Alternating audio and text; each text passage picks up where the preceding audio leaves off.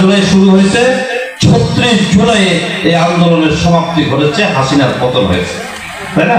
এই জন্য এটাকে ছাত্র বৈষম্য বিরোধী আন্দোলনের যে তারা নাম দিয়েছে, এটা ৩৬ জুলাই। সব ওই মোশাররফ সাহেবদেরকে ফেলে রেখে বাংলাদেশ থেকে পালিয়ে গেছে। যেই দেশে যে দলের নেত্রী তার দলের নেতা কর্মীদের ফেলে একটা দলের দেশ ছাড়ে পালিয়ে যায়, সেই দলের কি কোনো অস্তিত্ব থাকে? অর্থাৎ আওয়ামী লীগ বলতে কোন সংগঠন আগামী দিনে বাংলাদেশের 50 বছরে ঘুরে দাঁড়াতে পারবে এই বিশ্বাস বাংলাদেশের মানুষ করে না।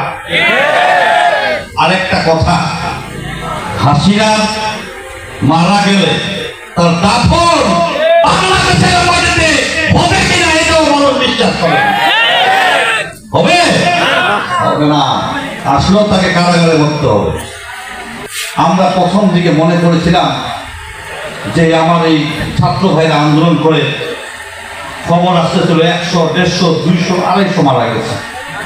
এখন আমরা দেখছি হাজার হাজার ছাত্র তারা তাদের বুকের রক্ত ঢেলে দিয়ে এই দেশটাকে স্বাধীন করেছে। এই গোটা রক্ত চুষে খেয়েছে শেখ হাসিনা। আমরা এটাও দেখছি এখন যে থানার মধ্যে একটা ভ্যানের মধ্যে লাশের স্তূপ, লাশের লাশ রেখে আমার সন্তানদেরকে আগুন দিয়ে পেট্রোল দিয়ে জ্বালিয়ে তাদেরকে পুড়ে শেষ করে দিয়েছে। দেখছেন না? দেখছি। এর থেকে ভয়াবহ চিত্র কিছু হতে পারে? পাখির দেয়া দিয়ে যাদের জমি জায়গা অচল সম্পদ লুটপাট করে খাইতে সমস্ত মৃতক বাক্সে আমরা আয়োজন করবো, আপনারা লিখিত দিবেন। প্রয়োজনে আমরা কনস্টিটিউশন দিয়ে ঠাকুরগাঁও ঘেরাও করে আইনি লড়াইয়ের মাধ্যমে আমরা অধিকার প্রতিষ্ঠিত করবো। আমরা কাউকে ছাড় দিব না, বিচার আমরা করেই ছাড়বো ইনশাআল্লাহ। আমাদের দলীয় সিদ্ধান্ত সভা পরিষ্কার করে বলতে চাই, 18 কোটি মানুষ আওয়ামী লীগের প্রতি অতিষ্ঠ, আওয়ামী লীগকে ঘৃণা করে দেখতে পারে না। এর কারণটা কি? তারা সাধারণ মানুষের উপর, বিভিন্ন বিরোধী দলের উপর বিনা কারণে গায়েবী মামলা দিয়ে হত্যা করে, জুলুম করে, দুর্নীতি করে, টাকা ইনকাম করে মানুষের উপর নির্যাতন করেছে, তাই না? আমাদের নেত্রী জেলে ছিল কিন্তু দেশ ছাড়ে নাই।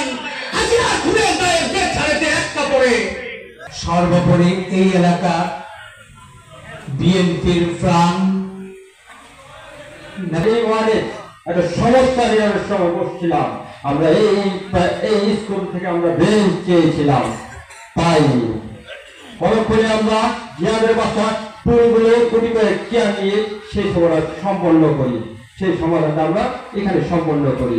কথা এই জন্য বললাম, সেদিনের পরাধীনতা আজকের স্বাধীনতা, আজকের এই মাঠে হাজার মানুষের মধ্যে মুক্তভাবে কথা বলতে পারতেছি, এটাই স্বাধীনতা। হয়ে যান প্রকৃত কারোর সাথে প্রসঙ্গ আলাদা বলেন না, পূর্বের দিয়ে থাকতে পারে, তাদের কোনো কিছু করবেন না।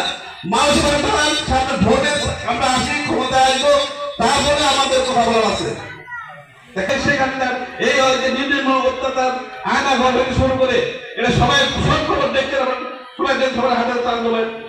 আমার মাথার মধ্যে 18টা সিলাই দিয়েছিল। তারা মনে করেছিল যে বিএনপিকে ধ্বংস করে দেবে। একটা বিএনপি নিহত হলে 1 লক্ষ বিএনপি তাদের পিছনে সৈনিক হিসাবে দৌড়ার জন্য প্রস্তুত আছে। বরণ করেছেন এবং সহযোগিতা করেছেন, কষ্ট করেছেন, পরিশ্রম করেছেন, যেই জন্য যারা বাংলাদেশকে স্বাধীন করেছেন, জীবন দিয়েছেন, আল্লাহ শহীদ হয়েছেন, আল্লাহ তাদের আত্মার মাগফিরাতের জন্য দোয়া রয়েছেন।